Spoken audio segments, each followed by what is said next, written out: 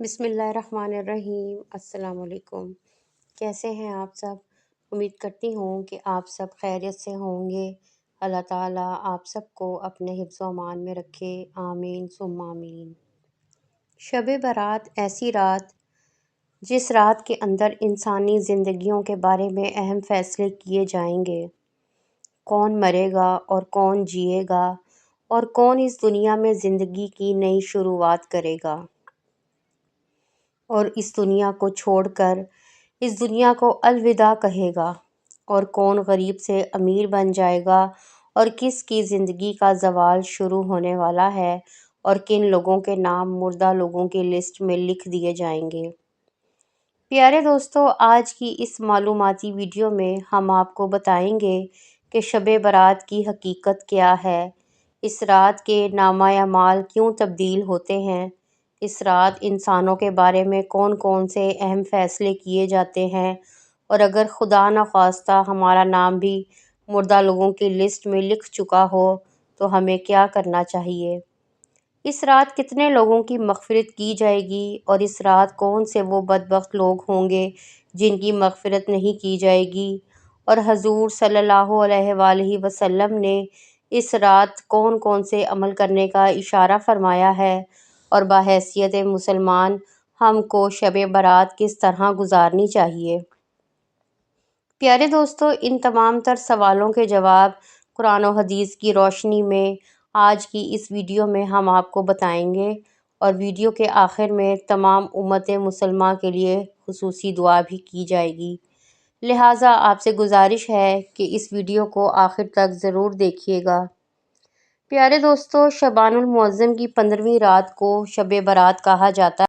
شب رات کو کہتے ہیں، اور برات کے معنی ہیں بری ہونا، چونکہ اس رات انسان توبہ کر کے اللہ تعالیٰ کی بارگاہ میں اپنے گناہوں کی معافی طلب کرتا ہے، اور اللہ تعالیٰ کی بارگاہ میں اپنے گناہوں کو چھوڑنے کا عہد کرتا ہے، تو اللہ تعالیٰ اپنی رحمت کے صدقے بے شمار مسلمانوں کو جہنم سے نجات دیتا ہے۔ اسی لیے اس رات کو شب برات کہتے ہیں۔ رسول اللہ صلی اللہ علیہ وآلہ وسلم نے ایک مثال کے ساتھ ارشاد فرمایا کہ کوئی شخص صحرا کا سفر کر رہا تھا تو راستے میں وہ سستانے کے لیے کسی درخت کے نیچے سو گیا۔ اس کا کھانے کا سامان اس کی سواری پر تھا۔ اچانک آنکھ کھلی تو دیکھا کہ سامان نہیں ہے، سواری بھی نہیں ہے۔ وہ دائیں بائیں بھاگا، لیکن اس نے دیکھا کہ سواری کے آثار دکھائی ہی نہیں دیتے، اور صحراؤں میں سواری کا سامان خوردنوش کا ختم ہو جانا سیدھی سیدھی موت ہے۔ تو وہ موت کے انتظار میں درخت کے نیچے دوبارہ آ کر لیٹ گیا، اور اس کی آنکھ لگ گئی۔ پھر اچانک آنکھ کھلتی ہے تو دیکھتا ہے کہ سواری بما ساز و سامان اس کے سامنے کھڑی ہے۔ تو سواری کیا ملی، اس کو تو زندگی مل گئی۔ شدت فرحت سے خوشیوں کے ہجوم میں وہ اتنا گم ہو گیا کہ وہ کہنے لگا، اے اللہ تو میرا بندہ اور میں تیرا رب۔ کہنا اس نے یہ تھا کہ اے اللہ میں تیرا بندہ اور تو میرا رب، لیکن خوشیاں اتنی تھیں، جب بھی تیری قربت کے امکان نظر آئے ہم اتنے خوش ہوئے کہ پریشان نظر آئے۔ تو خوشیوں کے ہجوم میں کہنا تھا وہ نہیں کہہ پا رہا تھا، تو بتاؤ اسے کتنی خوشی ہوئی ہوگی جب اس کو اونٹ مل گیا اور زندگی مل گئی۔ تو صحابہ نے کہا، حضور بہت خوشی ہوئی۔ فرمایا، جب کوئی شخص توبہ کرتا ہے تو میرا رب اس سے بھی زیادہ خوش ہوتا ہے۔ سبحان اللہ، اس سے بھی زیادہ راضی ہوتا ہے کہ میرا بندہ پلٹ کے میرے حضور آ گیا۔ پھر اگر وہ توبہ کرنے والا نوجوان ہو تو پھر تو اللہ تعالیٰ بہت ہی خوش ہوتا ہے۔ بلکہ رسول اللہ صلی اللہ علیہ وآلہ وسلم نے ارشاد فرمایا، میں اللہ کا حبیب ہوں۔ پھر فرمایا، وہ جوان جو جوانی میں توبہ کرے وہ بھی اللہ کا حبیب ہے۔ پھر فرمایا، او بھاگنے والے آجا پلٹ کے، اس کی رحمتیں آوازیں دے رہی ہیں۔ ویسے اس کی رحمتیں ہر لمحہ بندے کو پکارتی ہیں، لیکن یہ رتیں اور یہ موسم، جس طرح کا موسم آج آپ کو اور مجھے میسر ہے، یہ اس کی رحمتوں کی عمومیت کا اور اس کی رحمتوں کی فراوانی کا موسم ہوتا ہے۔ اور حدیث میں آتا ہے کہ قبلہ بنو کلب کی بکریوں کے بالوں کے مطابق گناہ گاروں کو جہنم کی آگ سے آزاد کر دیا جاتا ہے، اور وہ تو بد نصیب شخص ہے جو ایسی بابرکت راتوں کے دامن میں بھی حصہ وصول نہیں کر پاتا۔ حضرت عطا بن یسار رضی اللہ تعالیٰ عنہ فرماتے ہیں کہ لیلۃ القدر کے بعد شعبان کی 15ویں رات سب سے افضل رات ہے۔ پیارے دوستو، آپ کو بتاتے چلیں کہ شب برات اللہ تعالیٰ نے فرشتوں کے لیے عید کا دن مقرر کیا ہے۔ جس طرح اللہ تعالیٰ نے زمین پر رہنے والے انسانوں کو 2 عیدیں عطا فرمائیں، اسی طرح اللہ تعالیٰ نے آسمانوں والوں کے لیے بھی 2 عیدیں مقرر کر رکھی ہیں، ایک شب برات اور ایک شب قدر۔ انسان چونکہ یہ دونوں عیدیں دن میں مناتے ہیں، جبکہ فرشتے یہ دونوں عیدیں رات میں مناتے ہیں۔ اللہ تعالیٰ نے ان دونوں راتوں کو فرشتوں کے لیے عید اسی لیے مقرر کیا کیونکہ انسان رات کو سو جاتا ہے، جبکہ فرشتے رات کو سوتے نہیں، وہ ہر وقت اللہ تعالیٰ کی عبادت میں مصروف رہتے ہیں۔ پیارے دوستو، شب برات کے متعلق اللہ تعالیٰ قرآن مجید میں ارشاد فرماتا ہے، قسم ہے اس روشن کتاب کی، بے شک ہم نے اسے برکت والی رات میں اتارا اور بے شک ہم ڈر سنانے والے ہیں۔ اس میں بانٹ دیا جاتا ہے ہر حکمت والا کام۔ اس آیت کریمہ کی تفصیل میں مفسرین کو یوں لکھتے ہیں کہ اس شب سے مراد شب قدر یا شب برات ہے، اور حضرت کرمہ رضی اللہ تعالیٰ عنہ اور دیگر مفسرین بیان کرتے ہیں کہ لیلۃ القدر سے مراد شب برات ہے۔ پیارے دوستو، اس رات کے اندر ان تمام لوگوں کی فہرست تیار کی جاتی ہے جو اس دنیا میں زندہ رہنے والے ہوں اور جو اس سال کے اندر مرنے والے ہوں، اور جو حج کرنے والے ہوں گے، ان تمام لوگوں کے نام اس فہرست میں لکھے جاتے ہیں۔ اس فہرست میں ہونے والے ہر حکم کی تعمیل میں ذرا برابر بھی کمی نہیں کی جاتی۔ حضرت عائشہ رضی اللہ تعالیٰ عنہ بیان کرتی ہیں، رسول اللہ صلی اللہ علیہ وآلہ وسلم نے ارشاد فرمایا، کیا تم جانتی ہو کہ شعبان کی 15ویں شب میں کیا ہوتا ہے؟ تو حضرت عائشہ رضی اللہ تعالیٰ نے عرض کیا، یا رسول اللہ، آپ ہی ارشاد فرمائیں۔ تو آپ نے ارشاد فرمایا کہ آئندہ سال جتنے بھی پیدا ہونے والے ہوتے ہیں وہ اس رات میں لکھ دیے جاتے ہیں، اور جتنے لوگ آئندہ سال میں مرنے والے ہوتے ہیں وہ بھی لکھ دیے جاتے ہیں، اور لوگوں کے سال بھر کے اعمال اٹھائے جاتے ہیں، اور اس رات میں لوگوں کا رزق مقرر کیا جاتا ہے اور رزق اتارا بھی جاتا ہے۔ حضرت عطا بن یسار رضی اللہ تعالیٰ عنہ بیان فرماتے ہیں کہ شعبان کی 15ویں رات اللہ تعالیٰ ملک الموت کو ایک فہرست دے کر فرماتا ہے، جن جن لوگوں کے نام اس فہرست میں لکھے ہیں آپ ان کی روحوں کو آئندہ سال قبض کر لیں۔ پیارے دوستو، اس رات لوگوں کی زندگی اور موت کا فیصلہ ہو چکا ہوتا ہے، جبکہ ہم لوگوں کے حالات تو یہ ہوتے ہیں کہ وہ اپنی دنیا میں مگن ہوتے ہیں۔ کوئی اپنا بینک بیلنس بڑھانے کے چکر میں لگا ہوتا ہے، کوئی اپنی کوٹھی اور بنگلہ تیار کرانے کی کوشش میں لگا ہوتا ہے، تو کوئی اپنی شادی کی تیاریوں میں لگا ہوتا ہے، جبکہ وہ یہ نہیں جانتا کہ اس کا نام مردہ لوگوں کی لسٹ میں لکھا جا چکا ہے۔ حضرت عثمان بن محمد رضی اللہ تعالیٰ عنہ سے مروی ہے کہ سرور کائنات حضرت محمد صلی اللہ علیہ وآلہ وسلم نے ارشاد فرمایا کہ ایک شعبان سے دوسرے شعبان تک لوگوں کی زندگی منقطع کرنے کا وقت اس رات میں لکھا جاتا ہے۔ یہاں تک کہ انسان شادی بیاہ کرتا ہے، اس کے بچے پیدا ہوتے ہیں، حالانکہ اس کا نام مردوں کی لسٹ میں لکھا جا چکا ہوتا ہے۔ اور شب برات کی ایک بہت بڑی خصوصیت یہ بھی ہے کہ اس رات اللہ تعالیٰ بے شمار لوگوں کی بخشش فرماتا ہے، جیسا کہ حضرت عائشہ رضی اللہ تعالیٰ عنہ بیان فرماتی ہیں کہ ایک رات میں نے رسول صلی اللہ علیہ وسلم کو اپنے پاس نہ پایا، تو میں آپ صلی اللہ علیہ وآلہ وسلم کی تلاش میں نکلی۔ میں نے دیکھا حضور صلی اللہ علیہ وسلم جنت البقیع میں تشریف فرما ہیں، اور آپ صلی اللہ علیہ وآلہ وسلم نے فرمایا کہ تمہیں یہ خوف ہے کہ اللہ تعالیٰ اور اس کا رسول تمہارے ساتھ زیادتی کریں گے؟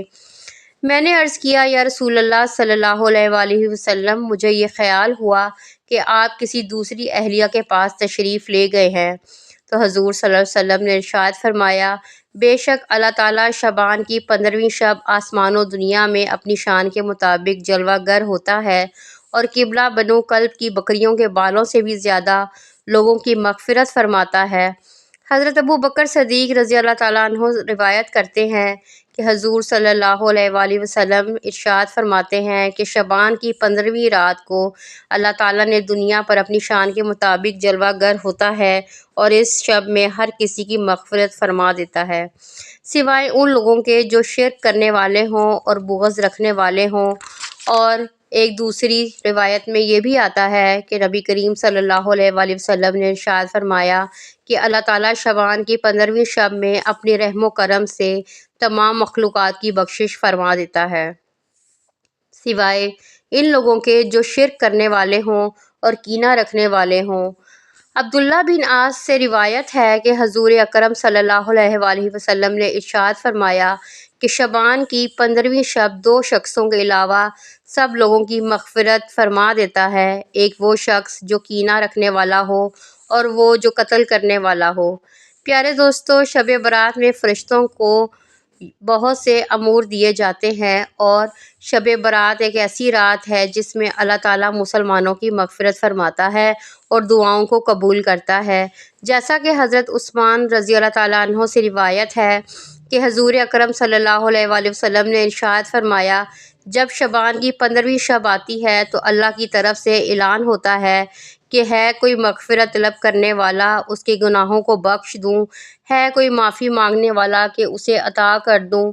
اس وقت اللہ تعالیٰ سے جو مانگا جائے وہ ملتا ہے، وہ سب کی دعاؤں کو قبول فرماتا ہے سوائے بدکار عورت مشرک شخص کے۔ حضرت علی سے روایت ہے کہ غیب بتانے والے آقا حضرت محمد صلی اللہ علیہ وسلم نے ارشاد فرمایا، یہ جب شعبان کی 15ویں رات آتی ہے تو رات کو قیام کرو اور دن کو روزہ رکھو، کیونکہ غروب آفتاب کے وقت سے ہی اللہ تعالیٰ کی رحمت آسمان و دنیا پر نازل کی جاتی ہے، اور اللہ تعالیٰ ارشاد فرماتا ہے کہ کوئی مغفرت طلب کرنے والا ہے کہ میں اسے بخش دوں، ہے کوئی رزق مانگنے والا کہ میں اسے رزق دوں، کوئی مصیبت زدہ ہے کہ میں اسے نجات دوں۔ یہ اعلان فجر تک اللہ تعالیٰ کی طرف سے ہوتا رہتا ہے۔ پیارے دوستو، حضور اکرم صلی اللہ علیہ وآلہ وسلم نے ارشاد فرمایا کہ شعبان میرا مہینہ ہے اور رمضان اللہ تعالیٰ کا مہینہ ہے۔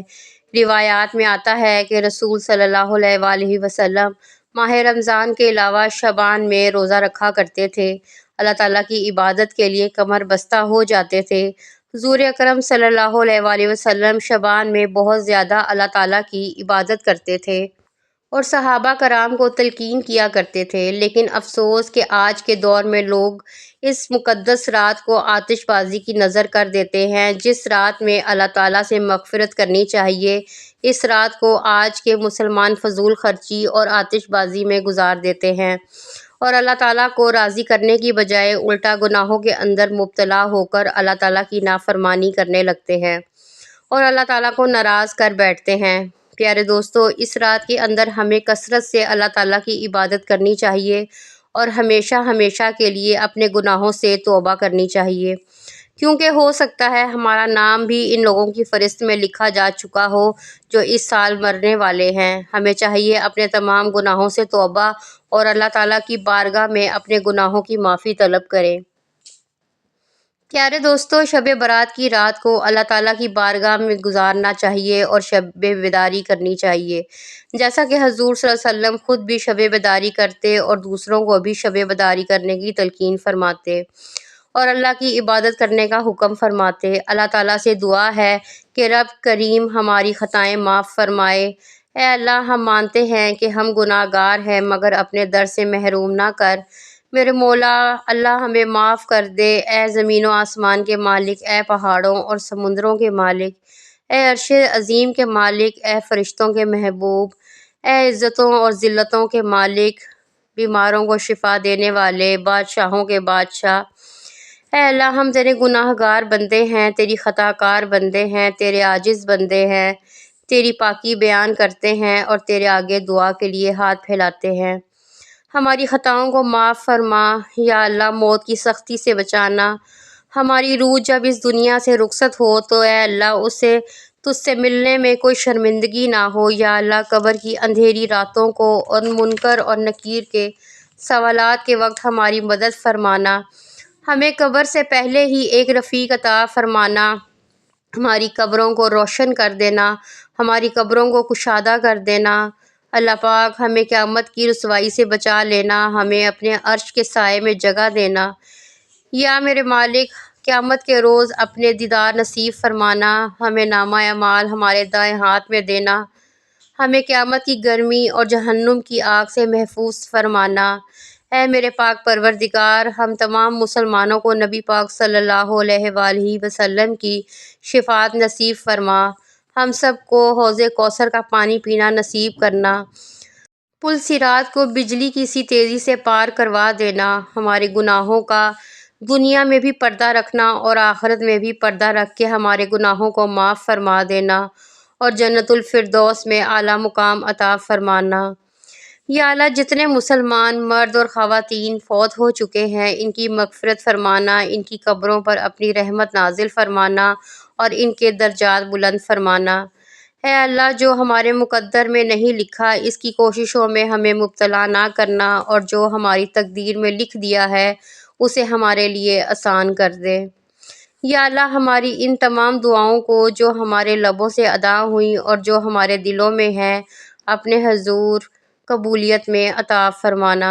یا اللہ پاک، جتنے بھی لوگ میرے بہن بھائی اس ویڈیو کو دیکھ رہے ہیں، میرے مولا آج ان سب کو خالی ہاتھ نہ لوٹانا، ہماری جھولی کو بھر دینا، آمین ثم آمین۔ تو میرے پیارے بہن بھائیوں، اگر آپ کو ویڈیو پسند آئی ہو تو سبسکرائب کرنا نہ بھولیں اور بیل آئیکن کو بھی ضرور پریس کریں۔ ملتے ہیں ایک نئی ویڈیو کے ساتھ۔ اللہ حافظ۔